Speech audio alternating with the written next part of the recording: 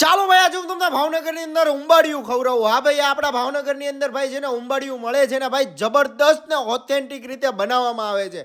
ભાઈ આવી રીતના આ લોકો છે ને દેશી સ્ટાઇલમાં છે ને માટલામાં આ લોકો બનાવે છે ઉંબાડિયું. એમાં છે ને ભાઈ રતાળું સુરણ ને એવા બધા પ્રકારના શાકભાજીનો ઉપયોગ કરે છે ને ભાઈ ટેસ્ટમાં જબરદસ્ત લાગતું હોય છે.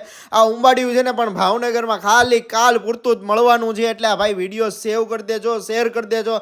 તમારા ભાઈબંધ દોસ્તારો જે લોકો એમ કહેતા હોય કે ભાઈ આપણે ઉંબાડિયું ચાખવું છે એકવાર, એ લોકોને મોકલી દેજો. નીકર પછી તમારે વલસાડ સુધીનો ભાઈ ધક્કો થશે.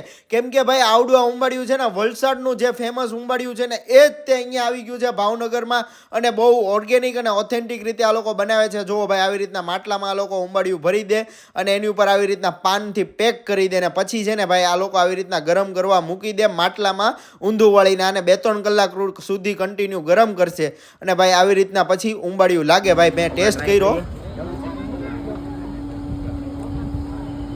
બહુ યુનિક ટેસ્ટ છે ભાઈ, જબરદસ્ત લાગે. એકવાર તો ટ્રાય કરવું જ જોઈએ યાર. આપણા ભાવનગરમાં પહેલી વાર છે, રેગ્યુલર કોઈ જગ્યાએ મળતું નથી.